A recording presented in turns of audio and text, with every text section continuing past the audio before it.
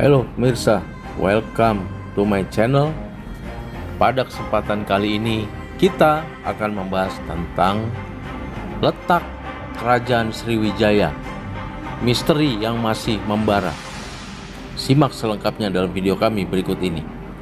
Tetapi sebelum dimulai, dimohon untuk ketik like, subscribe, serta pencet tombol notifikasi dan tinggalkan komen demi kemajuan channel ini. Terima kasih. Kerajaan Sriwijaya, kerajaan maritim terbesar di Nusantara yang menguasai jalur perdagangan Asia Tenggara, hingga kini masih menyimpan teka-teki tentang lokasi pusat pemerintahannya. Meskipun Palembang sering disebut sebagai kandidat utama, perdebatan akademis terus berlanjut dengan berbagai teori yang saling bersaing. Berikut analisis mendalam berdasarkan bukti sejarah dan arkeologis. 1. Palembang, kandidat utama dengan dukungan prasasti. Berdasarkan Prasasti Kedukan Bukit tahun 682 Masehi yang ditemukan di Palembang, disebutkan bahwa Dapunta Hyang Srijayanasa membangun kota Sriwijaya di sekitar Sungai Musi. Prasasti ini dianggap sebagai bukti tertua yang menguatkan Palembang sebagai pusat awal kerajaan. Bukti pendukung: Prasasti Telaga Batu abad ke-7 dan temuan artefak keramik Cina di sekitar Palembang menunjukkan adanya aktivitas pemerintahan dan aktivitas perdagangan. Analisis geografis oleh Pierre-Yves Manguin tahun 1993 mengidentifikasi situs Karanganyar di Palembang sebagai pusat permukiman dengan jaringan kanal buatan manusia. Kelemahan dari teori Palembang ini adalah minimnya struktur bangunan megah yang ditemukan di Palembang, memicu keraguan seperti yang disampaikan oleh sejarawan F.D.K. Bos dan R.J. Majumdar. Yang selanjutnya adalah yang kedua, Jambi, pusat alternatif dengan temuan baru. Teori Jambi ini didukung oleh Prasasti Karangberahi abad ke-8 di Jambi dan penelitian arkeologi Universitas Indonesia tahun 2013 yang menemukan kompleks Candi Buddha di Muaro, Jambi. Situs ini diduga sebagai pusat pembelajaran agama Buddha dan pemerintahan Sriwijaya pada abad ke-10.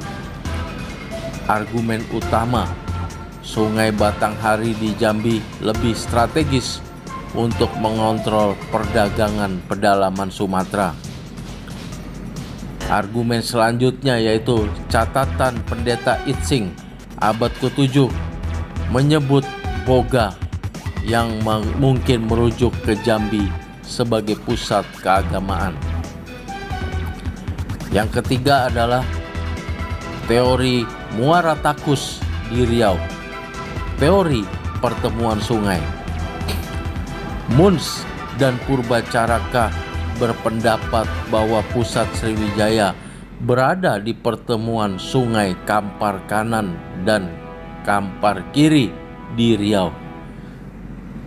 Mereka mendasarkan interpretasinya dari catatan perjalanan Pendeta Ising dan juga prasasti Tanjore di India yang menyebut Kadaram atau Kedah di Malaysia sebagai ibu kota Sriwijaya setelah serangan dari Kola Mandala. Bukti: Candi Muara Takus yang megah dan struktur kanal menunjukkan aktivitas keagamaan dan aktivitas administratif pemerintahan. Teori lainnya, teori Chaya Thailand, dan teori Kedah Malaysia. Teori Chaya Thailand. Sejarawan Thailand meyakini nama Chaya berasal dari Sriwijaya, didukung temuan prasasti berbahasa Melayu kuno di sana. Namun teori ini dianggap lemah karena kurangnya bukti-bukti arkeologis. Teori Kedah. Prasasti Ligor di Thailand tahun 775 Masehi dan catatan Arab tentang Zabaj atau Sriwijaya mengindikasikan pengaruh kerajaan Sriwijaya hingga wilayah semenanjung Malaya, utamanya di Kadaram atau di Kedah. Mengapa terjadi misteri lokasi istana Sriwijaya Empire?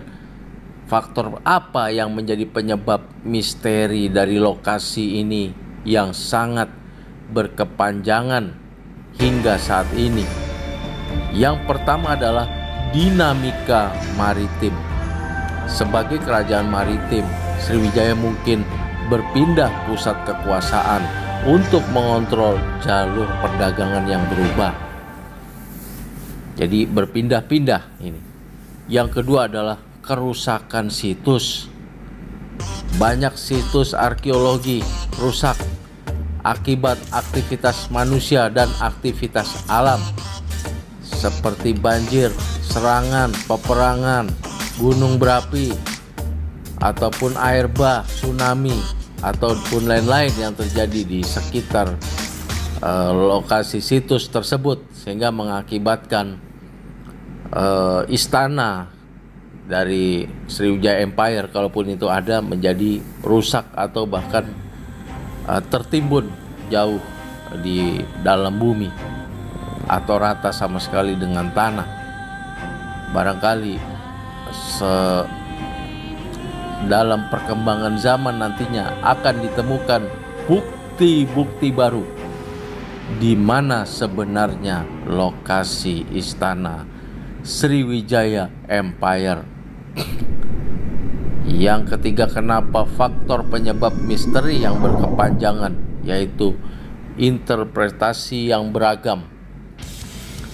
Prasasti dan catatan asing, utamanya Chronicle Cina, catatan Cina dan catatan Arab, sering kali ambigu.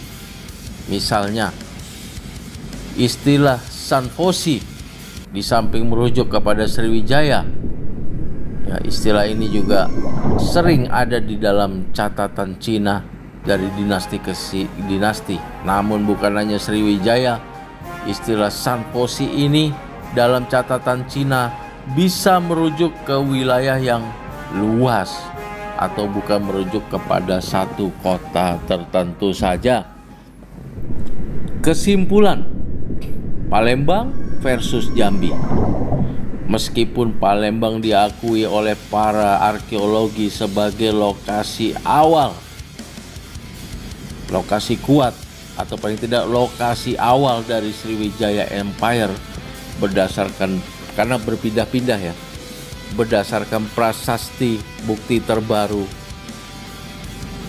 dari Jambi dan Muara Takus menunjukkan bahwa Sriwijaya mungkin memiliki beberapa pusat pemerintahan seiring ekspansi wilayah.